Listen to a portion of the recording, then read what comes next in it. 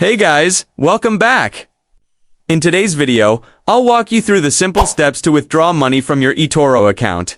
If you've been trading and now want to cash out some of your profits, here's exactly how to do it. First, log into your eToro account and look at the left-hand menu. Click on Withdraw Funds. Next, you'll see the withdrawal screen. Here, just enter the amount you'd like to withdraw in USD. Now, fill out the electronic withdrawal form with the required details. Once everything looks good, hit Submit to send your request. A couple of important things to keep in mind. You can only withdraw money that's in your available balance. That means funds that are tied up in open positions can't be withdrawn.